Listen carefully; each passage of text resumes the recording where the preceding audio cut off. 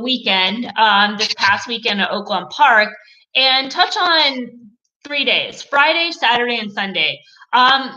There really wasn't a whole lot to cover on Friday, and then that theme kind of carried into Saturday, and then on Sunday we'll go over one race, the race 8, which I think is an interesting race, an allowance race.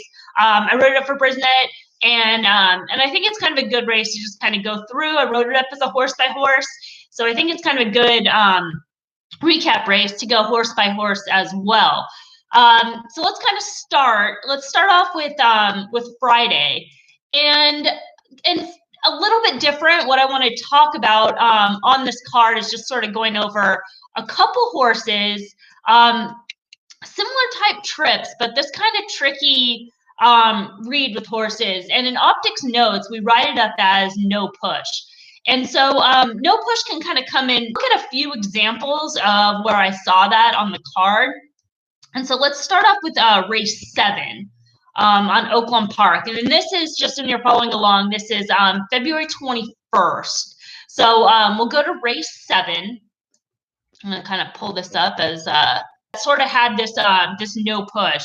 One a little bit more extreme than the other. But the first horse, and I think this is kind of a sneaky horse to watch going forward, the number 1, Congrats Girl. And, with her, she broke from the rail and was on hold from off the pace after stated average early and slow late. So there's a little bit of flow aided aspect to that, but it's just kind of one of those trips. I think from the rail, the way that she was ridden, the slow start, there's upside, and then also can race a little bit closer to the pace. So I think those are things to keep in mind going forward. Now, the other horse in this race is the number 10, Viva la Secreta. And again, like I said, this kind of no push was a little bit more extreme on February 6th. So just 2 weeks earlier. And in that race, she was running at a lower level in around 2 turns. That was a maiden 6, close to the pace. Again, kind of had that outside draw. It was a fast pace early. Kind of they slowed it down for a little bit and then came home fast. She kind of stayed on sneaky well in there. So overall, I don't really mind that she moved up in class, but it was kind of a weird spot coming back in a sprint. And maybe just kind of trying some different tactics since she ran close to the pace, and that thought that she would, kind of drop back and make one run. That didn't really come into play. So kind of right out of the race, she was dropped back early and just in hand and never given a chance either, but she has been running around 2 turns. So I think this sprint race probably is going to help me, just from a form cycle standpoint. Going forward. So a couple horses out of that race, and then we'll look at race 9 because there's one horse in here that also is a no push type horse. Those races finished in a blanket for place behind the winner on the 21st. Save ground, again, well off the pace. Maybe the inside post, not the most ideal. Did improve speed figures, but I really like the way this horse finished. And I know it doesn't look like much on paper. Your kind of own analysis based on that. So let's move on to Saturday. And again, like I said, this will be the 22nd. Knicks go, a big front end score. It was a big effort for him. In some ways, B+ optics grade, but that's kind of his case. So was able to kind of get away with a very soft or kind of a slower early pace, kind of get some confidence. And then when the race started going, finished up really well. It was a really strong effort. First race back after 105 days with Brad Cox. So good effort, just kind of something that I sort of noted down to monitor going forward with the horses coming up out of this race. All right, so looking at race 8, this is another race I wrote up on Brisnet. And kind of what keyed me on this race is I felt that the morning lines, number 2 that I gave a look to was the number 2, Royal de Hair. I thought his race was good. He was able to save ground for most of the race. He's kind of one of those horses where he runs sort of that same race every time, and when it's good enough, he shows up. But he finished 4th there, and again a blanket place behind the winner. The winner of that race, Tough Love. Riding up this race, my opinion, in it is to take on the number 4 Morning Snow. And so I'm not going to like pat myself on the back because I a couple of the horses again ran well. But Tough Love got the trip, was able to save ground, had that pace, had the race shape, had the rail open up for him, and got the trip. And then going back to Morning Snow, pace scenario being the thing that made him vulnerable. And it's just kind of like when you're watching this race and you're betting against the favorite and you just see him under a drive around the turn, it's like it's almost as exciting as the stretch run, not quite, but it is a little exciting when you see that favorite under a drive and you just know they're going backwards. So, we'll kind of see where he shows up. Where he shows up, that was his first start back in 244 days. Baffert hasn't shipped a lot of horses out here to Oaklawn, so maybe he's just trying to get the feel for it, lay of the land, because they'll probably ship some 3-year-olds over for the stake races coming up.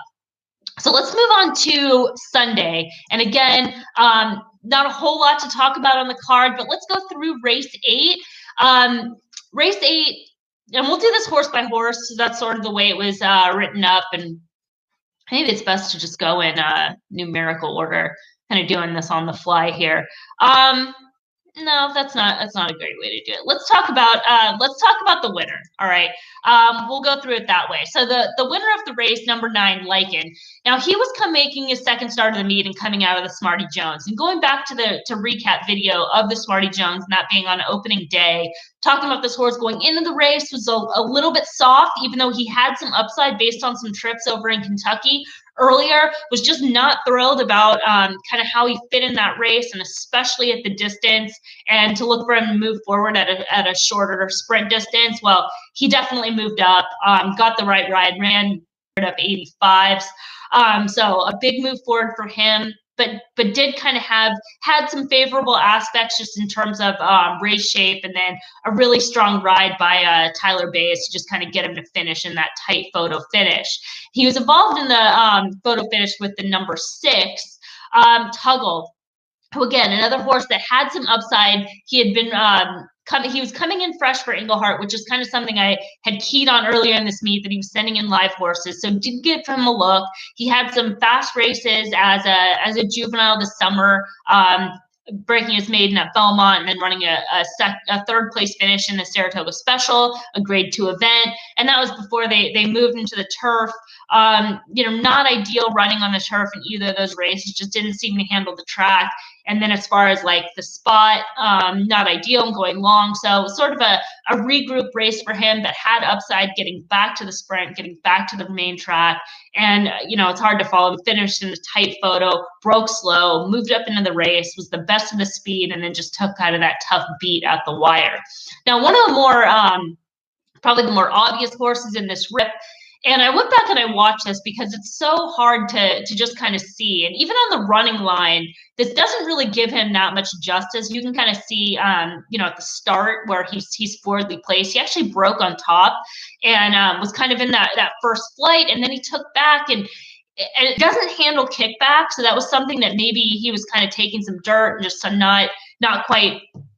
And that being a factor of why he dropped back, but he raced behind horses, gave up position, and then closed ground late. I thought he ran just as well as the top 2, kind of given the trip, given the way he finished.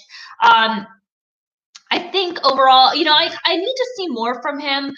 His debut was really good, but again, he kind of went off ability here. It's just sort of one of those, like, I want to see more from him. He's kind of had some quirks, but he's fast. He's recorded 2 fast speed figures, so there's some upside there. Let me kind of go in numerical order and kind of sort through these trips as we go. So let's start with the number 1 scoring. This was sort of a spot for him that if he was going long for the first time, there was a lot that just kind of was like, this is a prep. He had a little bit of trouble in his first race here at Oaklawn, February 2nd. Showed some run, broke slow, moved wide, and then faded. And he basically did the same thing last out.